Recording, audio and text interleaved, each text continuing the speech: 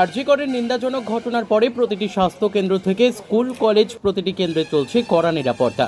জোরদার নিরাপত্তার চাদরে মুড়ে ফেলা হয় প্রতিষ্ঠানগুলো। আরও জোরদার করা হয়েছে নিরাপত্তা। একই ছবি ধরা পড়ল দক্ষিণ দিনাজপুর জেলার বালুরঘাটেও।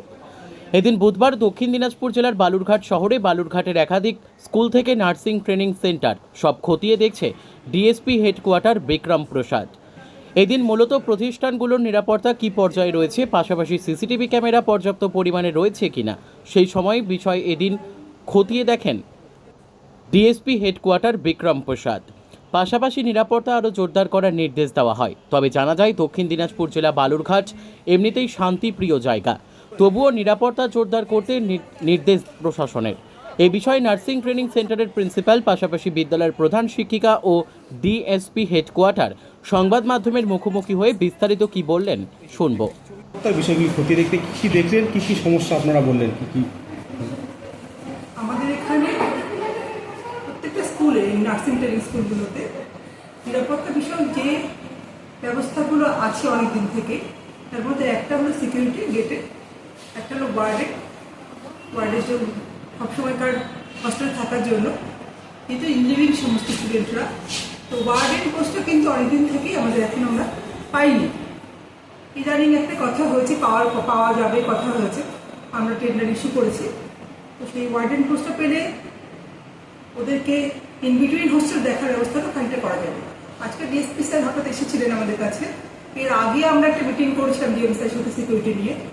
এরপরে আজকে ডিএসপি স্যার এলেন, তার সাথে কথা হলো সিসিটিভির জন্য আমরা কমপ্লিট সিসিটিভি কাভারেজের জন্য, এটা স্যারও বললেন যে পুরো বাউন্ডারি সিসিটিভি কাভারেজের জন্য আমরা একটা প্ল্যান এস্টিমেটের জন্য পাঠিয়েছি আইটি সেক্টরে দার্জিলিংয়ে।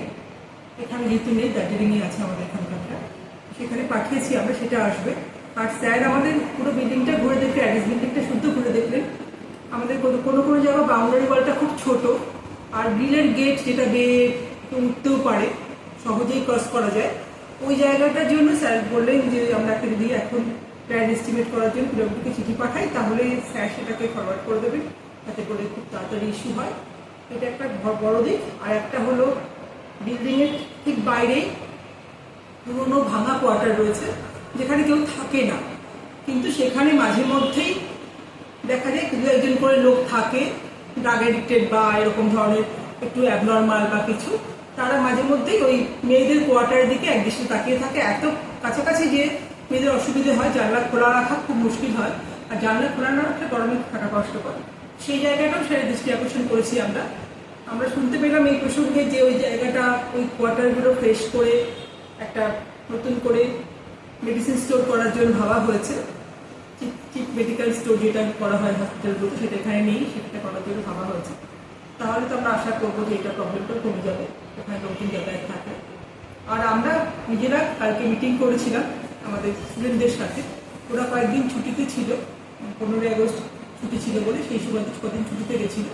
ওরা ফেরার পরে কালকে আমরা বসেছিলাম যে ওদের ভাবনাটা কি, আর আমরা ওদের জন্য কি হেল্প করতে পারি। সেক্ষেত্রে কয়েকটা পয়েন্ট উঠে এসছে। তার মধ্যে একটা হলো বাইরের যে ফাঁকা স্পেসগুলো, সেখানে লাইট দেওয়া, আর সিসিটিভি দিতে দেবো। সিসিটিভিতে কিন্তু পরবর্তীকালে সমস্যা হলে তখন ফোকাস করবো, কিন্তু সমস্যা হওয়ার আগে যাতে সমস্যাটাকে আটকানো যায়, তার জন্য আমাদের মনে হয় লাইট দেওয়া দরকার। খুব ভালো একটা জোরালো লাইট বাউন্ডারি ওয়ালটা কভার করে দেওয়া দরকার। আমাদের স্টাফ দরকার ওয়ার্ডে, যাতে করে আমরা 24 আওয়ার্স মেয়েদের কভারেজ করতে পারি। আমাদের সিকিউরিটি গার্ড রয়েছে, কিন্তু তাদের কোনো ট্রেনিং নেই। আগের দিন স্পেশাল মিটিংয়ে বলেছিলেন যে হসপিটাল এবং যে কোনো হেলথ সেন্টারগুলো, যে সব জায়গাগুলোর সিকিউরিটি গার্ডদের নিয়ে একটা সাব এক্সটেন্ট ট্রেনিং দেওয়া হবে, যাতে করে ওরা মিনিমাম প্রবলেমগুলোতে ফেস করতে পারে এবং কাকে ফোন করতে হবে সেটা জানতে পারে, সঙ্গে সঙ্গে সেই কলটা করতে পারে। সেই জন্য সেই ট্রেনিংটাও স্যারকে আগে কথা বলে স্যারের সঙ্গে যে ট্রেনিংটা তাড়াতাড়ি অ্যারেঞ্জ করার কথা, সেটাও হয়েছে। আর স্যার আরেকটা কথা বললেন যে এখানে যে কজন সিকিউরিটি সহ যে কজন মেল স্টাফ আছে খুবই সামান্য, সেই স্টাফদেরকে একটা ক্যারেক্টার অ্যান্টিসিডেন্ট সার্টিফিকেটের জন্য অ্যাপ্লাই করতে, তাতে ওনারা মানে আগেকার তাদের বিহেভিয়ারগুলো এক্সামিন করে একটা রিপোর্ট দিতে পারে যে ওদেরকে নিয়ে আমাদের ভয় পাওয়ার কোনো কারণ আছে কিনা। তাহলে একটা দিক থেকে আমরা জানবো যে ওদের ইতিহাস কিছু খারাপ নেই, সেটুকু আমরা ক্লিয়ার হতে পারবো। আর মেয়েদের ক্ষেত্রে মেয়েদেরকে আমরা ফুল কাম থাকতে বলছি, একসাথে থাকতে বলছি, একসাথে নাইটে বা ইভিনিং করে ফেরার সময় যাতায়াত করতে বলছি, যাতে করে আমাদের মেয়েরা কখনোই একা না পড়ে যায়। কারণ ওদেরকে নাইট করতে হয়, ওদেরকে ইভিনিং ডিউটি করে রাত্রিবেলা 9টার সময় ফিরতে হয়। এক সেকেন্ড একটু করতে। আর মেয়েদেরকে যেটা আমরা ভেবেছি যে ওদেরকে কিছু কিছু সেলফ ডিফেন্সের ট্রেনিংয়ের ব্যবস্থাও আমরা কিছু করবো। আমরা ওদের সাথে কথা বলছি, ওরাও খুব ইন্টারেস্টেড। এর আগে আমরা ড্রিল করানো আর যোগ ব্যায়াম করানো এগুলো শুরু করেছিলাম, তো সেগুলোর থেকেও এখন মনে হচ্ছে সেলফ ডিফেন্সটা ওদের খুব কাজে লাগবে। তো সেলফ ডিফেন্সের জন্য আমরা ডিস্ট্রিক্টের সঙ্গে কথা বলবো কীভাবে অ্যারেঞ্জ করা যায়, সেটাও আমাদের একটা ভাবনা আছে। আর্য করে ঘটনার পর কি কোথাও কি আপনারা মানে নিরাপত্তাহীনতায় একটু ভুগছেন? কোথাও কি রয়েছে নিরাপত্তাহীনতার বিষয়? মানে কোথাও নিরাপত্তার খামতি রয়েছে? আর্যিকরের ঘটনার পর নতুন করে শুধু নয়, আমাদের প্রথম থেকেই এটা ভাবনা যে আমাদের ইনলিভিং স্টুডেন্টরা থাকে 24 আওয়ার্স, আমাদের ছেলে মেয়েগুলো এখানে থাকে এবং তারা এখানটায় আমাদের দায়িত্বেই থাকে, বাড়ি ছেড়ে চলে আসে হায়ার সেকেন্ডারি পরীক্ষার পরে। ফলে তাদের কিন্তু খুব বেশি যে নিজেকে ঠিকঠাক করে চলবার মতন ক্ষমতা আছে তা কিন্তু নয়। আর ইনলিভিং মানে হস্টেলে থাকা মানেই কিন্তু সব দায়িত্বটা স্কুলের ওপর চলে আসে। সেই জন্য হস্টেলের যে প্রোটেকশনটা সেটা খুব জরুরি হয়ে গেছে। আর যে নৃশংসতাটা আমরা আর্জি করে দেখেছি সত্যি সত্যি সেটা ভয়ঙ্কর। মেয়েরা খুব ভয় পেয়ে গেছে এবং মেয়েদের গার্জিয়ানরা রেগুলার ফোন করছেন যে আমরা যেন প্রোটেকশন দিই, ঠিক মতো যেন কিছু না হয়ে যায়, খুব সাবধানে রাখি, ওদের যেন নাইটের কথা ভাবা হয়, ওদের যেন দুটি সময় দেখাশোনা করা হয়। ওরা সত্যি সত্যি সবাই মিলে একটুখানি আতঙ্ক একটা তৈরি হয়েছে, যেরকম হয় প্রতিটা ঘটনার পরে। মারাত্মকভাবে মেয়েটা মারা গেছে বলে ওর যে রিফ্লেকশনগুলো দেখা হয়েছে বিভিন্ন আমাদের বিভিন্ন সাইটগুলোতে, তাতে করে সকলের মনে একটা ভীতির সঞ্চার হচ্ছে, সেটা তো অস্বীকার করার কোনো উপায় নেই। আপনার নামটা কি বলবেন? অনিন্দিতা দাস, আমি প্রিন্সিপাল নার্সিং অফিসার, এমটিএস বাড়ি। পুলিশ প্রশাসন এসেছিলেন আপনাদের স্কুলে, নিরাপত্তার বিষয়গুলি ঘুরতে গেছিলেন। মূলত আর্যকর ঘটনার পর এই বিষয় মহিলা স্কুল কলেজগুলো ঘুরছেন, কি বলবেন? মানে আর্যকর ঘটনার পর আপনারা কতটা আতঙ্কে রয়েছেন? স্কুলে কী কী নিরাপত্তার প্রয়োজন রয়েছে? স্কুলের নিরাপত্তার প্রয়োজন আছে বলতে আমাদের মূলত দরকার সিসিটিভি ইনস্টলেশন প্রয়োজন। পুরোটা স্কুল আমরা সিসিটিভি কভারের মধ্যে আনতে পারিনি, যেহেতু একটা অত্যন্ত হৃদয় বিদারক ঘটনা। স্বভাবতই আমরা সকলেই আতঙ্কিত, দুশ্চিন্তাগ্রস্ত।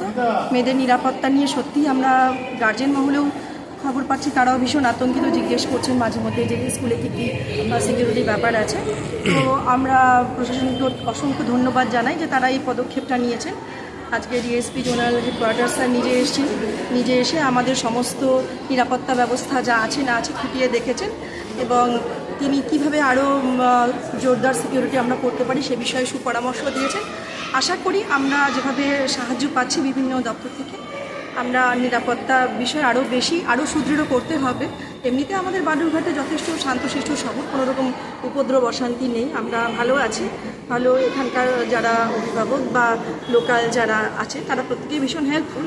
আমাদের স্কুলটাও একদম একটা হাইওয়ের ওপরে, সেই জন্য সেদিক দিয়ে আমরা নিশ্চিন্ত মোটামুটি। তবু সব দিক থেকে সতর্ক থাকার তো কোনো ইয়ে নেই, মানে কোনো বিকল্প নেই। সেই জন্য আমরা চেষ্টা করছি আরও জোরদার সিকিউরিটি ব্যবস্থা জোরদার করতে এবং সেক্ষেত্রে প্রশাসনিক সাহায্য আমরা পাবো। শুনলাম স্যার পরামর্শ দিলেন, যেভাবে উনি বললেন সেভাবে আমরা পরবর্তী পদক্ষেপ নেব এবং এতে মেয়েদের আমাদের প্রত্যেকেরই নিরাপত্তা সুনিশ্চিত হবে আশা করছি। আর্যকর ঘটনার পর মহিলাদের স্কুল কলেজগুলোতে যেভাবে পুলিশ প্রশাসন গিয়ে তাদের আশ্বস্ত করছে, কোথাও কি এবার আপনারা আশ্বস্ত হচ্ছেন যে কিছুটা হলেও পুলিশ প্রশাসন আপনাদের সঙ্গে রয়েছে বা নিরাপত্তা বিষয়গুলো? দেখুন, আমাদের যাবৎকালে যতদিন আমরা এখানে সার্ভিস করছি আমাদের প্রশাসনিক সাহায্য আমরা যথেষ্ট পেয়েছি এবং প্রতিদিন দৈনন্দিন যে সমস্যাগুলো পড়ি সঙ্গে আমরা যতবার আমরা পুলিশ প্রশাসনের সাহায্য চেয়েছি তারা যথেষ্ট সাপোর্ট দেওয়ার চেষ্টা করেছে। অতএব আমরা আশাবাদী যে নিশ্চয়ই তারা এই ব্যাপারটাতে আমাদের কথা চিন্তা করে আরও ভালোভাবে